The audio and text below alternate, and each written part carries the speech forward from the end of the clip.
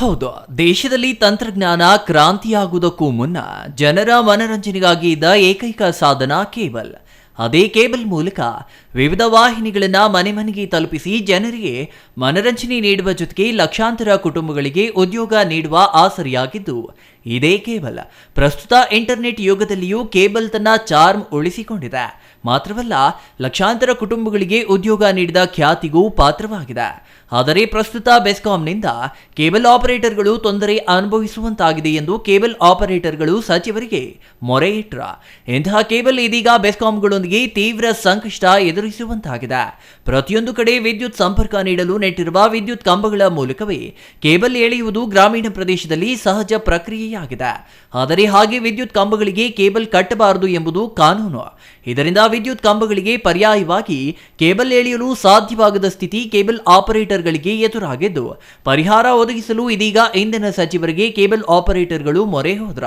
Cable ನಂಬಿಯೇ ರಾಜ್ಯದಲ್ಲಿ ಲಕ್ಷಾಂತರ ಕುಟುಂಬಗಳು ಜೀವನ ನಡೆಸುತ್ತಿದ್ದು, ಗ್ರಾಮೀಣ ಪ್ರದೇಶಗಳಲ್ಲಿ ವಿದ್ಯುತ್ ಕಂಬಗಳ ಮೇಲಿರುವ ಕೇಬಲ್ ತೆರವು ಮಾಡುವ ರಾಜ್ಯ ಸರ್ಕಾರದ ಆದೇಶವನ್ನ ಹಿಂಪಡೆಯಬೇಕೆಂದು ಕೇಬಲ್ ಆಪರೇಟರ್ಗಳು ಮನವಿ ಮಾಡಿದ್ರ. ಇದರಿಂದ ಸಾವಿರಾರು ಮಂದಿ ಕೇಬಲ್ ಆಪರೇಟರ್ಗಳು ಮತ್ತು ಲಕ್ಷಾಂತರ ಮಂದಿ ಸಿಬ್ಬಂದಿ ಕುಟುಂಬಗಳು ಸಂಕಷ್ಟಕ್ಕೆ ಸಿಲುಕಲಿದ್ದು, ಇದಕ್ಕೆ ಪರಿಹಾರ ನೀಡಲು ಸಚಿವರಲ್ಲಿ ಕೋರಲಾಯಿತು.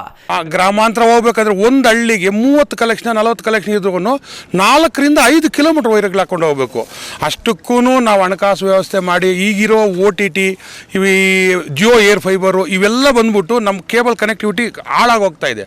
ಇಂಥ ಟೈಮಲ್ಲಿ ನಮಗೆ ಇದೊಂದು ಸ್ವಲ್ಪ ತುಂಬ ಹೊರೆ ಅನ್ನಿಸ್ತಾ ಇದೆ ಸರ್.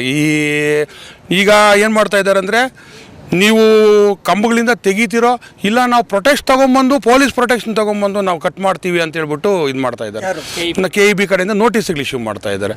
ಇದು ಭಾರಿ ನಮಗೆ ಹೊಡೆತ ಬೀಳ್ತಾ ಇದೆ ಸರ್. ನಮ್ಮ ಅಸ್ತಿತ್ವನೇ ಇಲ್ದಿರ ನಾವು ಹೊರಟೋಗೋ ಮಟ್ಟ ಬಂದಿದೆ ಸರ್.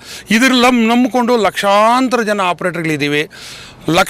ಕೋಟ್ಯಾಂತರ ರೂಪಾಯಿ GST ನಾವು ಕೊಡ್ತಾ ಇದ್ದೀವಿ. ಇವತ್ತು ಯಾರಿಗೆ ಮನವಿ ಕೊಟ್ರಿ ಸರ್? ಇವತ್ತು ನಮ್ಮ ಇಂಧನ ಸಚಿವರಾದ ಜಾರ್ಜ್ ಸಾಹೇಬ್ರಿಗೆ ಪ್ಲಸ್ ನಮ್ಮ ಸುಧಾಕರ್ ಸರು ಇದ್ದರು, ನಮ್ಮ ಪ್ರದೀಪ್ ಈಶ್ವರ್ ಅವರು ಇದ್ದರು, ಎಲ್ಲರೂ ಮುಖಾಂತರ ಕೊಟ್ಟಿದ್ದೀವಿ. ಒಂದು ಸಹಕಾರ ರೂಪದಲ್ಲಿ ಒಳ್ಳೆ ಒಂದು ಇದರಲ್ಲಿ ಮಾಡ್ತೀವಿ ಅಂತೇಳಿ ಒಂದು ಮಾತು ಕೊಟ್ಟಿದ್ದಾರೆ. ನೋಡೋಣ ಸರ್ ಏನು ಮಾಡ್ತಾರೆ ಏನೋ, ಅದು ಅವ್ರಿಗೆ ಡಿಸಿಷನ್ ಬಿಟ್ಟಿರೋದು. ನಾವು ರಿಕ್ವೆಸ್ಟ್ ಮಾಡ್ಕೊತಾ ಇದ್ದೀವಿ ಸರ್ ಅವ್ರ ಹತ್ರ, ನಿಮ್ಮ ಇನ್ಫ್ರಾಸ್ಟ್ರಕ್ಚರ್ ಇಲ್ಲ ಅಂದರೆ ನಾವು ಉಳಿಯಲ್ಲ, ನಿಮ್ಮಿಂದ ನಾವು ಅಂತ ರಿಕ್ವೆಸ್ಟ್ ಮಾಡ್ಕೊತಾ ಇದ್ದೀವಿ. ಮಿನಿಸ್ಟರ್ ಅವರಿಗೆ ನಮ್ಗೆ ಬೆಸ್ಕಾಮಿಂದ ನಮ್ಗೆ ನೋಟಿಸ್ ಕೊಟ್ಟಿದ್ದಾರೆ, ಕೇಬಲ್ ಎಲ್ಲ ಕಂಬಳಿಂದ ತೆಗಿಬೇಕಂತ ಹೇಳ್ಬಿಟ್ಟು. ನಾವು 30 ವರ್ಷದಿಂದ ಈ ಕೇಬಲ್ ಬಿಸ್ನೆಸ್ ಮಾಡ್ಕೊಂಬತ್ತಾ ಇದ್ದೀವಿ. ಇವತ್ತು ಗ್ರಾಮಾಂತರ ಪ್ರದೇಶ ಆಗಿರ್ಬೋದು, ನಗರದಲ್ಲಾಗಿರ್ಬೋದು, ಕಂಬ ಬಿಟ್ಟು ನಾವು ಕೇಬಲ್ ಬಿಸ್ನೆಸ್ ಮಾಡಲಿಕ್ಕಾಗಲ್ಲ. ಇವತ್ತು ನಾವು ಅವ್ರಿಗೆ ಹೇಳ್ತಾ ಇರೋದು ಇಷ್ಟೇ, ನಮಗಿದನ್ನು ಸಪೋರ್ಟ್ ಮಾಡಿ. ನಾವು ನಿಮ್ಮ ಸರ್ಕಾರದ ಯಾವುದೇ ಕೆಲಸ ಇರ್ಬೋದು, ನಾವು ಸ್ವಯಂ ಸೇವಕರಾಗಿ ಕೆಲಸ ಮಾಡ್ತೀವಿ. ನಮಗಿದನ್ನು ಸೌಲಭ್ಯ ಮಾಡಿಕೊಡಿ. ಸರ್ಕಾರದಿಂದ ಜನರಿಗೆ ಸಾಕಷ್ಟು ಅನುಕೂಲ ಮಾಡಿಕೊಡ್ತಾ ಇದ್ದೀರಾ. ಹಾಗೆ ನಮ್ಮ ಆಪ್ರೇಟರ್ಗೂ ಒಂದು ಅನುಕೂಲ ಮಾಡಿಕೊಡಿ. ಯಾಕಂದರೆ ನಮಗೆ ಆ ವೃತ್ತಿನ 30 ವರ್ಷ ಮಾಡ್ಕೊಂಬಂದಿರೋದ್ರಿಂದ ಇವತ್ತು ಬಿಡೋಕ್ಕೂ ಆಗ್ತಾಯಿಲ್ಲ, ಮುನ್ನಡೆಸ್ಕೊಳಕ್ಕಾಗ್ತಾಯಿಲ್ಲ. ಇವತ್ತು ಟ್ರೈಯಿಂದ ಇವತ್ತು ಆಲ್ರೆಡಿ ಬಿಸ್ನೆಸ್ ಅರ್ಧ ಇದಾಗಿ ಕೊಲ್ಯಾಪ್ಸ್ ಆಗಿದೆ. ಈ ನಿರ್ಣಯ ತೊಗೊಂಬಿಟ್ರೆ ಕಂಪ್ಲೀಟ್ ಬಿಸ್ನೆಸ್ ಬಿಡಬೇಕಾಗುತ್ತೆ. ಇವತ್ತು ಸುಮಾರು ಲಕ್ಷಾಂತರ ಜನ ಆಪ್ರೇಟರ್ಗಳು ಇವತ್ತು ಬೀದಿಗೆ ಬರ್ತಾರೆ. ಅಂಥ ಪರಿಸ್ಥಿತಿ ಆಗೋದು ಬೇಡ. ಆ ಸರ್ಕಾರ ಗಮನಕ್ಕೆ ತರೋಂಥ ಎಲ್ಲ ನಮ್ಮ ಜಿಲ್ಲೆ ಎಲ್ಲ ಆಪ್ರೇಟರ್ಗಳು ಇರೋ ಸುತ್ತಮುತ್ತ ಗ್ರಾಮಾಂತರ ಆಪ್ರೇಟರ್ ಬಂದು ಇವತ್ತು ಮನವಿ ಕೊಡ್ತಾ ಇದ್ದೀವಿ. ಅವರು ಅದು ಸಕಾರಾತ್ಮಕ ಸ್ಪಂದಿಸಿದ್ದಾರೆ. ಆಯ್ತು, ಇದ್ರ ಬಗ್ಗೆ ಮಾತಾಡ್ತೀವಿ ಅಂತ ನಮ್ಮ ಶಾಸಕರು ಹೇಳಿದರು, ಮತ್ತು ಮಿನಿಸ್ಟರ್ ಅವರು ಹೇಳಿದ್ದಾರೆ.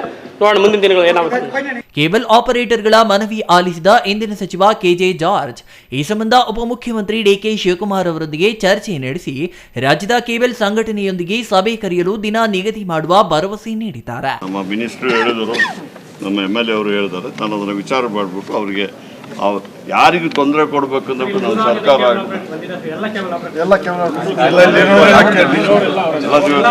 ಅದಕ್ಕೆ ನಿಮಗೆ ಯಾರಿಗೂ ತೊಂದರೆ ಕೊಡಲಿಕ್ಕಲ್ಲ, ಬಟ್ ಅದರಿಂದ ಯಾರಿಗೂ ಅಪಾಯ ಆಗಬಾರ್ದು ಅಷ್ಟೇ. ಅದರಿಂದ ನಾವು ಸ್ವಲ್ಪ ಪ್ರಿಕಾಷನರಿ ಸ್ಟೆಪ್ ತಗೋಬೇಕು. ಅದನ್ನು ಫಸ್ಟ್ ನಾವು ಬೆಂಗಳೂರಲ್ಲಿ ಮಾಡ್ತೀವಿ.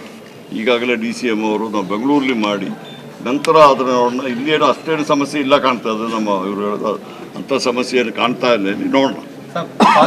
ಈ ವೇಳೆ ಕೇಬಲ್ ಆಪರೇಟರ್ಗಳ ಸಂಘದ ಅಧ್ಯಕ್ಷ ಗಂಗಾಧರ್, ಕಾರ್ಯದರ್ಶಿ ಆನಂದ್ ಕುಮಾರ್, ಖಜಾಂಚಿ ನರಸಿಂಹಮೂರ್ತಿ, ಕೈವಾರ ರಾಮಕೃಷ್ಣ, K ಕುಮಾರಸ್ವಾಮಿ, ಹಫೀಜುಲ್ಲಾ ಸೇರಿದಂತೆ ಇನ್ನೂ ಹಲವರು ಉಪಸ್ಥಿತರಿದ್ದರು. Praveen, CTV news, Chikkaballapur.